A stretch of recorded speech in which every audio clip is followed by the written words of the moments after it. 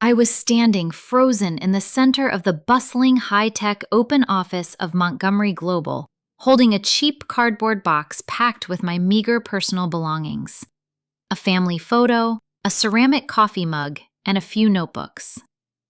Right in front of me stood Derek Vance, the man who had been my fiancé for 2 years, the man I loved with all my heart. He had just thrown my professional security badge onto the carpet, his face twisted into an expression of pure elitist contempt. Around us, dozens of my corporate coworkers had stopped typing. The entire floor went dead silent, everyone staring, some whispering behind their hands, while others smirked with absolute amusement. "You are officially fired, Clara," Derek announced, his voice booming across the executive floor so loudly it bounced off the glass walls. "And our engagement is officially over. Look at you. You've been a low-level data analyst for 3 years, earning a pathetic salary, wearing cheap off-the-rack clothes, and driving a dented sedan. You are a weight dragging down my corporate career. I belong at the very top of this billionaire corporation, and frankly, a nameless, penniless orphan like you is a stain on my future success." Before I could even process the burning humiliation, the heavy glass doors of the executive elevator slid open. Stepping out onto the floor was Chloe Sterling, the heavily airbrushed, diamond-clad daughter of the regional company president. She walked straight over to Derek, wrapping her arms arrogantly around his neck, looking at me with a smirk of absolute malicious victory. "Did you throw the trash out yet, Derek, darling?" Chloe asked, her voice dripping with artificial sweetness and immense condescension. "My father just approved your promotion to Senior Vice President of Finance. We are announcing our official engagement to the Board of Directors at the annual shareholders meeting tomorrow morning. I don't want this disgusting, low-class girl lingering around our offices begging for handouts." Derek didn't hesitate for a single fraction of a second. He reached out, grabbed the cardboard box from my hands, and flipped it upside down. My personal belongings crashed loudly onto the floor. My ceramic mug shattered into pieces, and the framed photograph of my late father skidded across the smooth floor, the glass cracking right down the middle. "Get your trash and get out of my sight, Clara," Derek hissed, his eyes cold and completely devoid of any human remorse. "Tomorrow, Chloe and I are taking complete control of this regional branch. If you ever show your pathetic face in this building again, I will have security beat you and throw you out on the street." I looked down at the shattered photograph of my father. I looked at the broken glass, but I didn't cry. My hands stopped shaking. Instead, a strange, terrifying, glacial calm settled over my entire soul. The blindfold had been violently ripped off.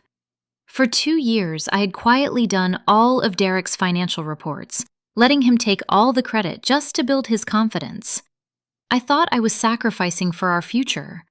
What Derek and Chloe completely failed to realize, what their high-priced legal teams and background checks could never uncover because my identity was protected by national security protocols, was that the name Montgomery Global wasn't just a corporate logo on the building. It was my family's name. My biological father, Arthur Montgomery, was the reclusive founder and ultimate owner of the entire multinational empire. I wasn't a helpless, low-level assistant. I was the secret primary shareholder, legally owning 51% of the absolute voting stock of the entire global corporation. Derek hadn't just fired a poor girl. He had just humiliated his ultimate boss. And tomorrow morning at the grand shareholders meeting, I was going to strip him of his promotion, his career, and every single dime of his dignity. To understand why the sole heir to a multi-billion-dollar multinational empire ended up carrying a ragged cardboard box, you have to understand the philosophy of my father, Arthur Montgomery. He was old money royalty, an absolute titan of global industry who controlled shipping lines, real estate, and financial tech grids across 3 continents. But my father absolutely loathed the fake, flashy arrogance of the newly rich. He despised the corporate climbers who stepped on the week just to buy a bigger yacht or flash a more expensive watch. Before he passed away, he called me into his private medical suite. He placed his frail, trembling hand over mine, his eyes shining with deep wisdom. "Clara, my beautiful daughter," he had whispered, his breathing shallow. "True power is completely silent. Noise is for the weak, the insecure, and the temporary. The wolves don't bark, only the dogs do. I am leaving the entire 51% controlling share of Montgomery Global exclusively to you, locked under the security of the Vanguard Trust. But promise me one thing. Work from the very bottom first. Hide your name. Understand the hearts of the people who clean the floors and analyze the raw data. Find someone who truly loves your soul when you have nothing. Because once they know you own the kingdom, you will never see their true faces." So I honored his final wish. I buried my true identity deep within the encrypted digital vaults of the Vanguard Trust. I applied for a low-level entry-position data analyst job at our regional branch under my mother's maiden name, Clara Ross. I rented a tiny, modest apartment, wore simple clothes, and drove an old sedan. I wanted to build a real, honest life from scratch. And then, 2 years ago, I met Derek Vance. He was a junior financial manager at the time, struggling to get noticed by the senior executives. He was charming, attentive, and possessed an aura of intense humility. He would bring me coffee in the morning, help me sort through massive data spreadsheets, and sit with me on the park bench outside the office, talking passionately about how he wanted to change the corporate culture to be fair and kind to the lower-class workers. I fell for it. I fell for every single beautifully engineered word. I thought I had found the rare, honest soul my father had told me to look for. When he proposed to me with a cheap, modest silver ring, I wept tears of joy, believing I had found my true soulmate. But the moment Derek was promoted to regional financial director, a promotion he only received because I had secretly spent my nights completely rewriting his chaotic financial presentations, making them look like the work of a corporate genius, the mask of the humble prince completely shattered. He stopped inviting me to lunch. He began treating me like an annoying servant in front of his executive friends.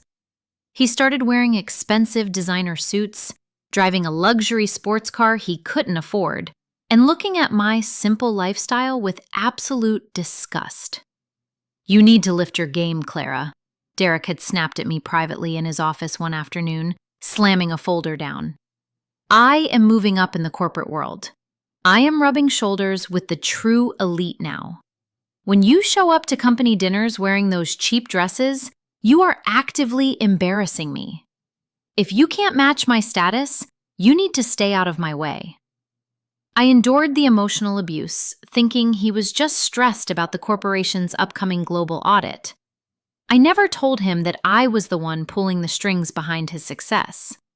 I had planned to wait until tomorrow morning's annual shareholders meeting to officially reveal my identity to him as his ultimate wedding anniversary gift, giving him absolute security for life. What a naive, utterly foolish girl I was. Derek didn't want a partner. He wanted a golden ticket to the top. The moment Chloe Sterling, the spoiled daughter of our regional president, showed interest in him, Derek didn't hesitate to trade my 2 years of loyalty and love for a chance to marry into the regional presidency line. They didn't see me as a human being. They saw me as a temporary stepping stone to be used, crushed, and thrown out like garbage. But as I knelt on the office carpet, slowly picking up the cracked photograph of my father, I felt a dangerous, powerful warmth spreading through my veins. The test was officially over. The simple girl was gone. And tomorrow morning, The true queen of Montgomery Global was coming to collect her crown. I walked out of the towering glass skyscraper of Montgomery Global, carrying nothing but the cracked, broken frame of my father's photograph pressed tightly against my chest. The sharp, jagged edges of the shattered glass dug straight into the palms of my hands, but I didn't feel the physical pain. My mind was completely detached from the physical world. The humid, heavy city air hit my face as I stepped onto the concrete plaza outside, the late afternoon sun casting long, dark shadows across the corporate square. Behind the massive glass windows of the lobby, I could still hear the faint, echoing remnants of Chloe and Derek's laughter. They truly believed they had just successfully executed a flawless corporate execution. They thought they had cleansed their perfect high society world of a penniless country orphan. I walked past the rows of luxury sports cars parked in the executive VIP lot, moving straight toward the very edge of the public sidewalk where my old dented sedan sat baking under the hot sun. But I didn't reach into my pocket for my car keys. I didn't get into that old vehicle. Instead, I stood by the curb, pulled out an encrypted matte black smartphone from the inner lining of my simple jacket, and dialed a secure, direct hotline. The phone didn't even ring twice. It was picked up instantly by a voice that radiated an immense, unyielding, and terrifying level of global financial authority. "Good afternoon, Ms. Montgomery," Alistair Kane said, his voice deep, gravelly, and impeccably sharp. "This is the Chief Trustee of the Vanguard Asset Management Group. Our secure servers have just detected that your employee identification badge at the Eastern Regional Branch was abruptly deactivated. We have been waiting for this exact signal for 3 years. What are your direct executive commands, boss?" "Alistair," I said, and my voice no longer possessed the soft, submissive, gentle tone I used when Derek demanded I rewrite his financial slides. It was a cold, calculating register, carrying the absolute crushing weight of a multi-billion-dollar empire. "The social experiment is officially over. The mask has been ripped off. I need a comprehensive, line-by-line financial audit on the Eastern Regional Branch, specifically targeting the internal accounts managed by Regional Director Derek Vance and Executive VP Chloe Sterling." On the other end of the secure satellite line, I heard the rapid, heavy clacking of a high-security mainframe computer keyboard. Alistair Kane was opening files that ordinary federal investigators could never dream of touching. "Ah, Derek Vance," Alistair chuckled softly, a dry, dismissive sound that dripped with corporate contempt. "The data is already flashing red on my terminal, Ms. Montgomery. Over the last 18 months, Derek Vance has quietly used his upcoming promotion as leverage to secure massive, unsecured personal lines of credit from secondary banks. He has leased an exotic sports car, purchased a multi-million-dollar penthouse, and accumulated devastating personal debts, all under the fraudulent assumption that he would permanently inherit the master corporate checkbook of Montgomery Global through his upcoming marriage to Chloe Sterling. A dark, freezing smile slowly spread across my face as I stared at my reflection in the dark glass of the skyscraper. And what about Chloe's father? What is the regional president's current exposure? "The Sterling family is completely underwater, boss," Alistair replied, his tone dropping into a strictly lethal register. "They have quietly funneled over $12 million of corporate infrastructure funds into a failed offshore real estate venture. They desperately need the annual shareholders meeting tomorrow morning to approve a massive internal bailout to hide their embezzlement before the global compliance team arrives from London. If that bailout is blocked, the entire Sterling lineage faces immediate, mandatory federal prison sentences." "Excellent," I whispered, my green eyes narrowing as the final pieces of the trap locked perfectly into place. "Alistair, listen to me very carefully. I want the Vanguard Group to officially freeze all corporate discretionary funds allocated to the Eastern Regional Branch, effective immediately. Do not issue an internal warning. Do not grant a grace period. Block their operational capital entirely. Furthermore, I want you to prepare the official executive termination papers for Derek Vance, Chloe Sterling, and her father. We are executing the absolute reversion clause of the corporate charter. Consider it done, Ms. Montgomery. Alistair Kane replied instantly, his voice thick with professional satisfaction. Our elite team of international corporate attorneys is already assembling the legal phalanx. Will you require an armed executive escort for tomorrow morning's annual meeting? No, Alistair, I laughed softly, a dangerous melodic sound that chilled the air around me. My loving fiancé has gracefully demanded that I stay completely away from the building. He thinks he is going to celebrate his grand ascension to the senior vice presidency tomorrow in front of the global press. I think it is the absolute perfect stage to show the Vance family what happens when you attempt to steal a kingdom from its rightful queen. Have the legal team standing directly outside the boardroom doors at exactly 9 a.m. The Montgomery Empire is at your command, boss. I hung up the phone, dropping it back into my pocket. At that exact moment, a sleek, armored black Maybach with pitch-black tinted windows pulled up silently to the curb, bypassing the security guards who tried to wave it away. The rear door was opened from the inside by a private security guard dressed in a tailored black suit, who bowed his head with absolute, unconditional reverence. I stepped inside the vehicle, leaving my old dented sedan sitting abandoned by the side of the road. The low-level assistant was officially dead.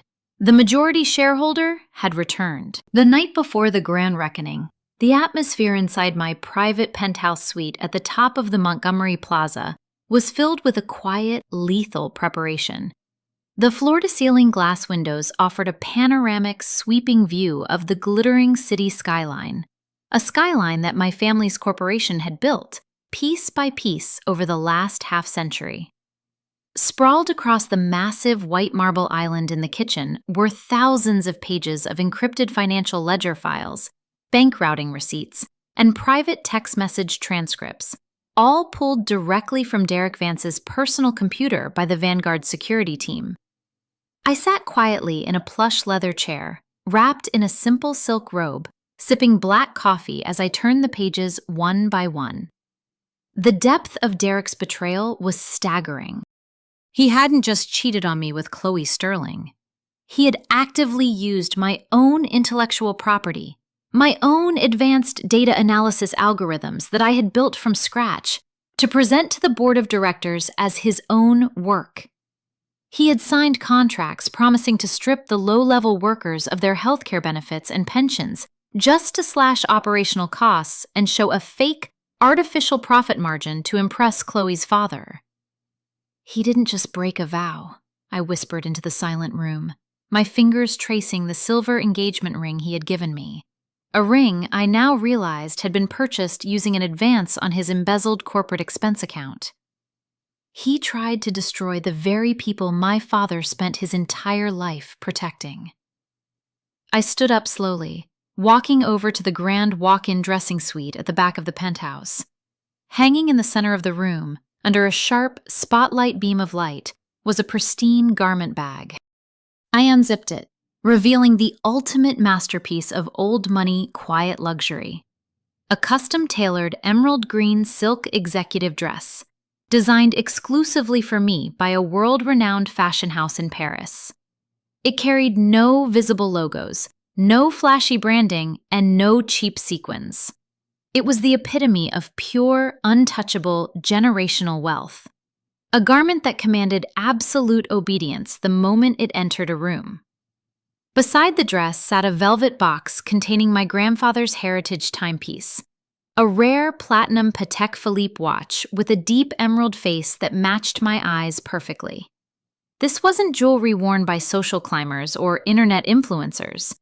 This was a piece of history that signified absolute, sovereign control over global capital. I reached out, picking up the cheap, modest silver engagement ring from my finger. I walked over to the marble bathroom, held it over the stainless steel toilet bowl, and dropped it directly into the water. The sharp mechanical sound of the flush echoed through the penthouse as the final, pathetic remnant of my past life vanished down the pipes. I walked back to the bedroom, staring out at the city lights. Tomorrow morning, Derek Vance would wake up in his leased penthouse, put on his expensive Italian suit, and drive his leased sports car to the corporate building, completely convinced that he was about to become an untouchable god of the financial world. He would stand before the cameras, hand in hand with Chloe Sterling, laughing about the poor data analyst girl they had thrown out into the mud the day before. They thought they had built an impregnable castle of corporate wealth and power on a foundation of lies, theft, and cruelty. They truly believed that because I chose to live simply and work quietly at the bottom, I was helpless against their high society connections. What a beautiful, utterly catastrophic mistake they had made. They didn't understand that the castle they were trying to steal was built on my land, funded by my capital, and governed by my handwritten signature. I closed my eyes, a deep, glacial calm settling over my heart as I prepared for sleep. The hours were ticking away. The stage was set. The journalists were assembling. And tomorrow morning, I was going to evict the parasites from my empire, permanently. The next morning, the grand glass and steel lobby of Montgomery Global's international headquarters was transformed into a high-stakes arena of wealth and power. It was the day of the annual global shareholders meeting. The air was thick with the scent of expensive French perfumes, premium leather briefcases, and the distinct electric tension of multi-million-dollar deals. Dozens of financial journalists, corporate photographers, and television crews stood packed behind velvet ropes, their heavy cameras flashing rapidly as the elite board members and international investors arrived in long fleets of black luxury sedans. Derek Vance stood near the grand marble fountain in the center of the lobby, looking every bit like the successful corporate prince he dreamed of being. He wore his tailored navy blue suit, his hair slicked back perfectly, and a smug, untouchable smile plastered across his face. Beside him stood Chloe Sterling, draped in a flashing white designer dress and carrying a diamond-encrusted handbag. Her father, President Sterling, stood proudly next to them, laughing loudly with a group of senior board members from London. They were all celebrating early. They truly believed that within the next 2 hours, the internal corporate bailout would be signed, their $12 million embezzlement would be permanently erased, and Derek would officially ascend to the senior vice presidency. "Look at all these people, Derek, darling," Chloe whispered arrogantly, her voice echoing off the high marble ceiling. "Today, our family cements its legacy over this entire region. And to think, just yesterday, you were still wasting your time with that pathetic, low-class data clerk, Clara. This is where we belong, at the absolute peak." Derek let out a dry, dismissive chuckle, adjusting his gold cufflinks. "Clara was just a temporary tool, Chloe. She served her purpose, and I threw her out like the garbage she is.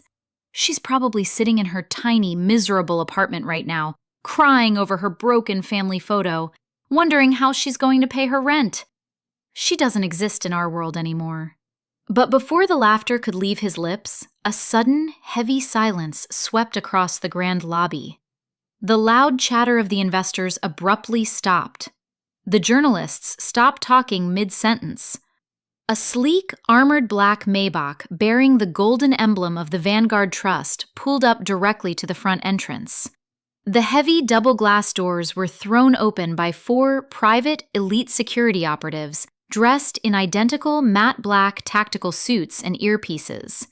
They formed a tight, impenetrable human wall, pushing back the crowd. Then, I stepped out of the vehicle. The flashbulbs of the press exploded in a blinding, chaotic frenzy. The photographers didn't even know who I was yet, but their professional instincts told them they were looking at royalty. I walked into the lobby, my emerald green silk executive dress billowing softly around my ankles. My grandfather's platinum Patek Philippe watch gleamed with a cold, blinding light under the massive crystal chandeliers. I didn't look down. I didn't hide my face.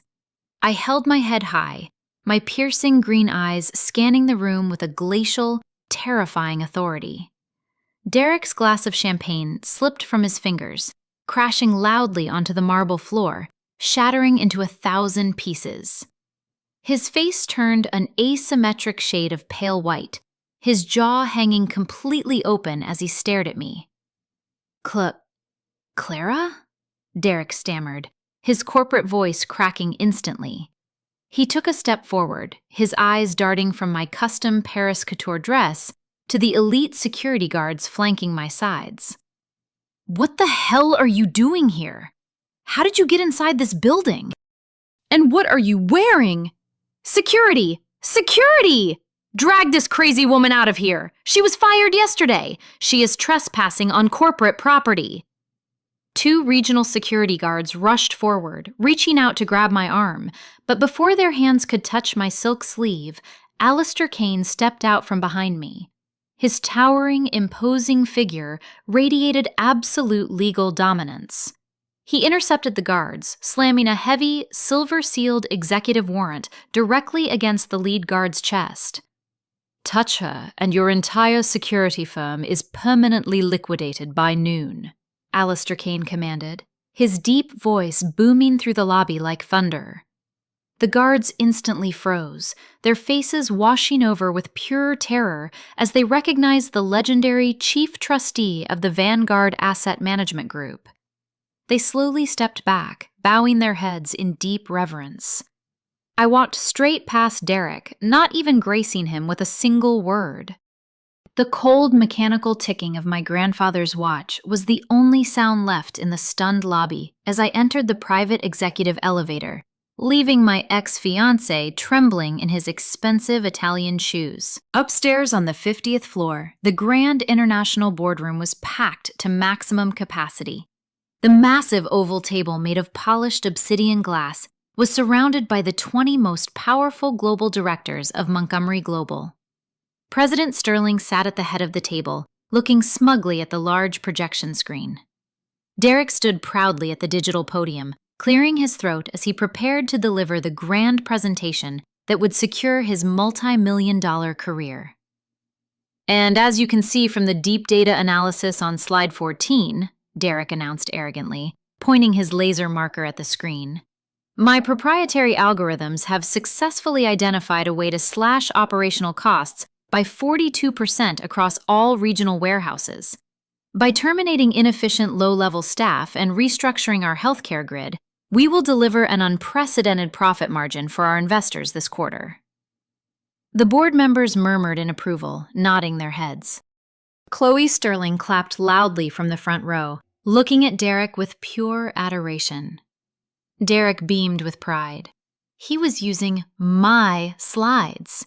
He was presenting the exact brilliant data analysis that I had spent 3 weeks building from scratch while he slept. He had copied my files, put his own name on the cover page, and was now taking the credit before the entire global board of directors. Suddenly, the heavy, reinforced oak doors of the boardroom were violently thrown open. I walked into the room, flanked by Alistair Kane and our phalanx of international attorneys. The sudden interruption caused every single director to gasp, turning their heads in shock. "What is the meaning of this disruption?" President Sterling roared, standing up so fast his leather chair slammed into the wall. He pointed an angry finger at me. "Who let this girl into a top-secret global board meeting? Derek, isn't this the incompetent data analyst you fired yesterday for gross insubordination?" Derek gripped the edges of the podium, his knuckles turning purple as his panic returned. "Yes, Mr. President. Clara, leave this room right now. You are committing a federal corporate crime by entering this boardroom. You stole those clothes, didn't you? You are desperate because I dumped your broke, pathetic self yesterday. Security, I am ordering you to throw this woman into the street." I didn't blink. I didn't raise my voice. I walked slowly down the center of the boardroom, the heels of my designer shoes clicking rhythmically against the floor. I stopped directly in front of the projection screen, blocking his stolen presentation. "Your proprietary algorithms, Derek?" I asked, my voice dropping into a freezing, melodic resonance that completely commanded the room. That's funny, because if you open the raw source code of that database right now, on line 452, you will find an encrypted digital watermark. A watermark that contains my biological father's private security initials, A.M. Arthur Montgomery. You didn't write a single line of this code, Derek. You are nothing but a pathetic corporate thief who can't even understand the data he is trying to steal. Derek's breath hitched. A cold sweat began pouring down his face, soaking through his tailored shirt collar.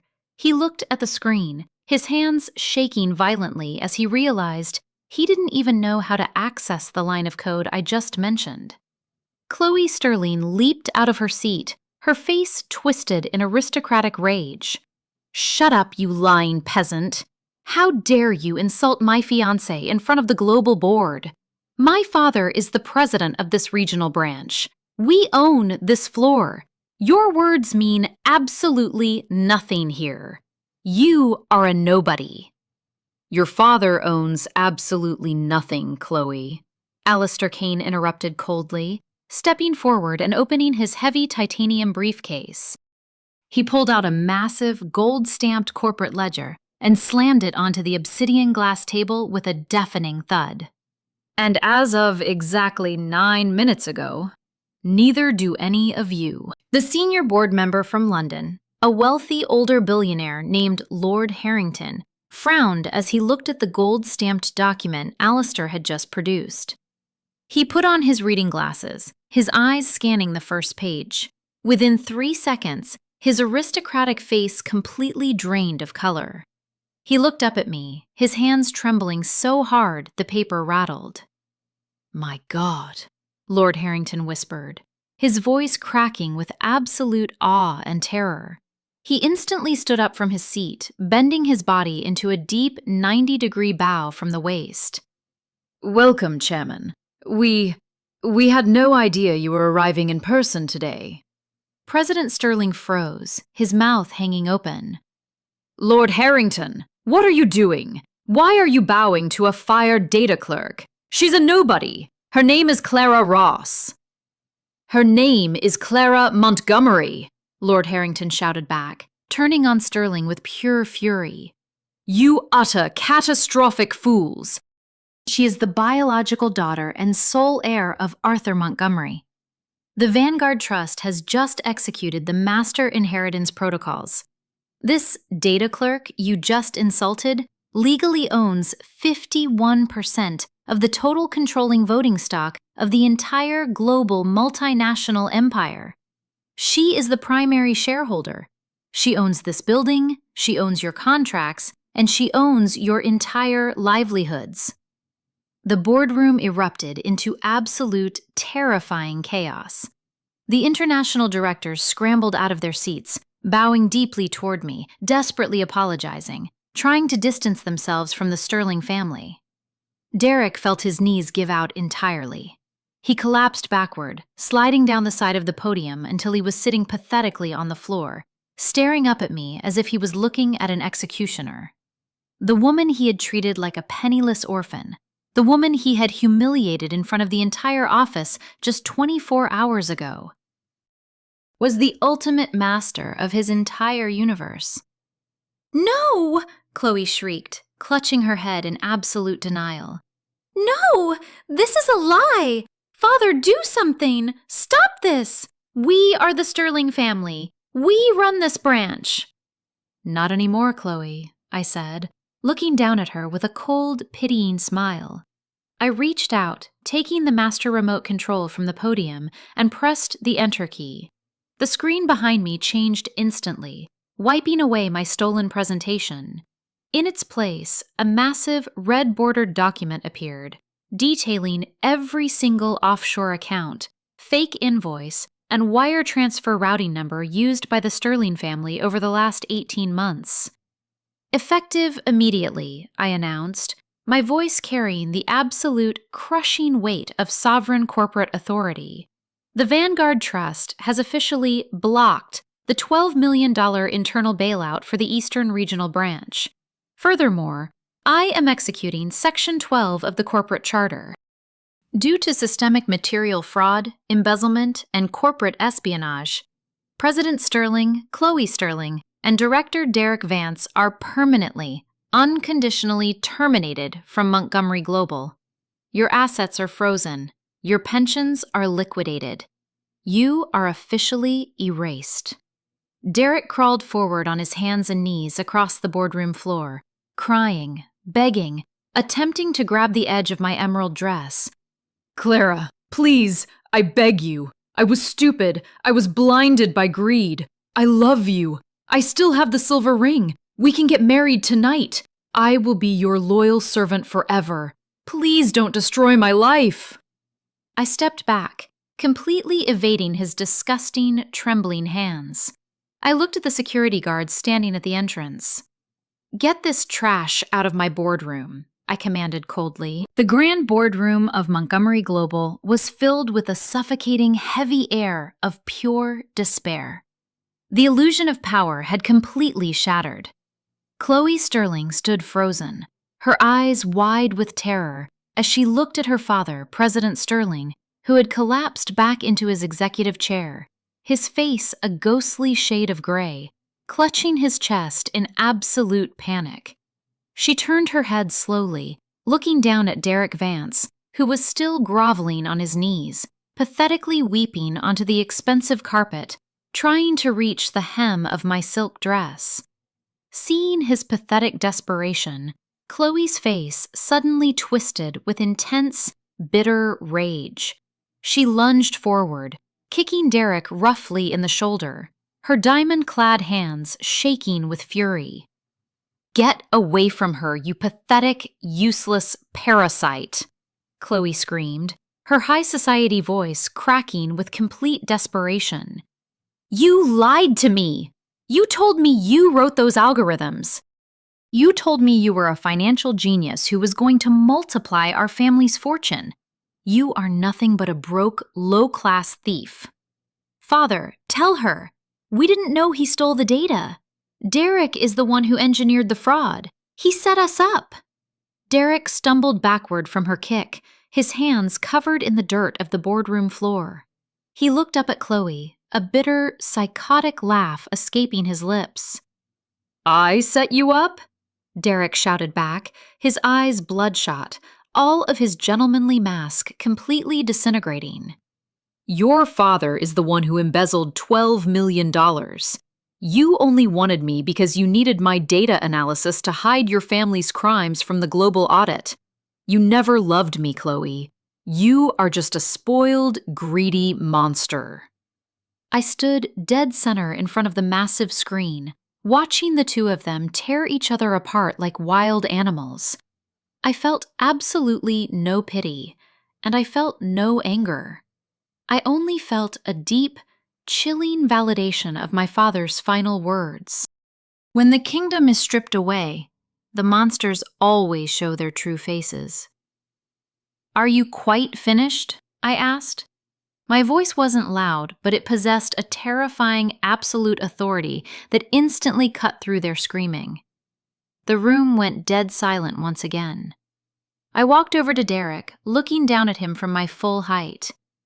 "You called me a weight dragging down your career, Derek. You told me that a nameless, penniless orphan like me was a stain on your success. You threw my father's photograph onto the floor and shattered it. You thought that because I chose to work quietly at the bottom, I was weak. You forgot that the very ladder you climbed to the top was built entirely by my family's hands." Derek wept loudly, pressing his forehead against the floor. "Clara, please, mercy. For the sake of the 2 years we shared. I was stupid. Please don't destroy me." "I am not destroying you, Derek. I whispered, my green eyes flashing with a cold, sovereign dominance. The law is. Alistair Kane checked his luxury watch, nodding coldly toward the heavy boardroom doors. Right on cue, the doors swung open for the final time. 6 federal agents from the Securities and Exchange Commission, accompanied by 4 high-ranking state police officers, stepped into the room. They walked past the trembling board directors, past the frantic assistants, and stopped dead right behind President Sterling and Derek Vance. Arthur Sterling and Derek Vance, the lead federal agent announced, pulling out an official red-stamped federal arrest warrant.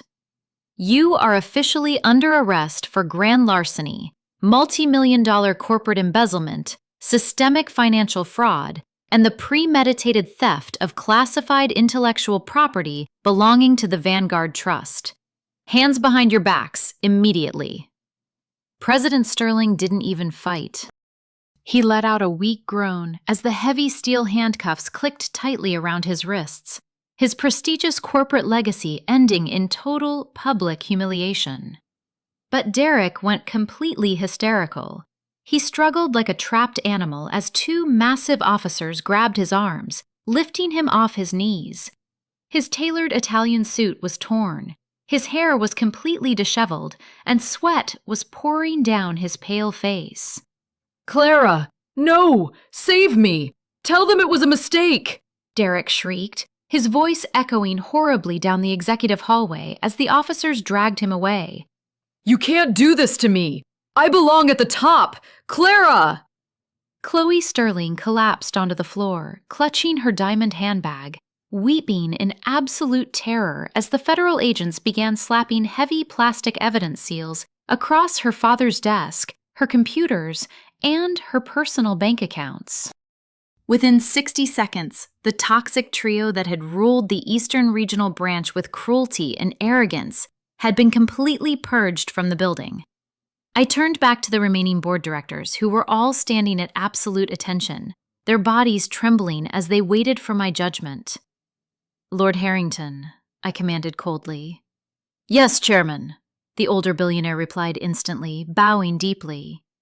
I want a comprehensive restructure of this entire regional branch by tomorrow morning, I said, my voice resonating with pure executive power. Every single low-level worker who was fired or mistreated under Derek's administration is to be reinstated immediately with a 20% salary increase. We are restoring the integrity of Montgomery Global. Meeting adjourned. 1 full year has passed since that fateful morning in the international boardroom. The Eastern Regional Branch of Montgomery Global is no longer a toxic corporate battlefield of greed and arrogance. Under my direct supervision as chairman, the company has completely transformed. We abolished the cruel policies of the past, investing millions into the welfare, healthcare, and pensions of our data analysts, clerks, and janitorial staff. The people who do the real, honest work are finally treated with the absolute respect they deserve. I stood in my magnificent, glass-walled office at the top of the tower, wearing a simple, elegant dark suit, holding a warm cup of coffee. The afternoon sun was setting over the beautiful city skyline, casting a warm, golden glow across my desk. Sitting in the center of the mahogany wood was a beautiful, completely restored leather frame, holding the photograph of my late father, Arthur Montgomery. The glass was no longer shattered. Alistair Kane walked into the suite quietly, stepping to my side and placing a secure financial report onto my desk. The annual judicial dispositions have just finalized, Chairman, Alistair said with a respectful smile. I opened the file, reviewing the final updates on our legal ledger. Derek Vance and Arthur Sterling had been found guilty on all federal counts. Derek was sentenced to 10 years in a federal penitentiary, with absolute no chance of early parole. The legal report attached a recent photograph from the state prison database. The handsome, arrogant corporate climber who once bragged about his tailored luxury suits and sports cars was now wearing a coarse, faded gray inmate uniform. He spends his days performing grueling, hard labor in the prison's metal workshop, earning exactly 15 cents an hour, money that is automatically deducted to pay back his massive personal debts. As for Chloe Sterling, her family's wealth was completely repossessed by the state to pay back the $12 million they embezzled. Today, stripped of her diamonds, her designer dresses, and her high society status, she works the grueling evening shift as a cashier at a local, low-end discount retail store. She spent her entire life looking down on the working class, and now, ironies of ironies, she survives entirely on the very minimum wage she once tried to destroy. I closed the file, looking out at the vast, beautiful horizon. I felt a profound, beautiful peace in my soul. Derek and the Sterling family truly believed that because I chose to live humbly, work quietly, and protect the memory of my father, I was an easy target to be crushed and humiliated. They forgot that the wolves of this world never bark. They simply wait for the dogs to finish making noise. And when you attempt to steal the crown from a silent titan, she will let you climb to the very peak of your arrogance, just to watch you fall into absolute nothingness. Never mistake humility for weakness, because the quiet assistant sitting at the desk next to you today might just own the entire empire tomorrow. Thank you so much for listening to this story on Apex Revenge Stories. If you believe that karma always delivers the absolute perfect justice, please don't forget to like, share, and subscribe to our channel for more deep dive dramatic tales. See you in the next story.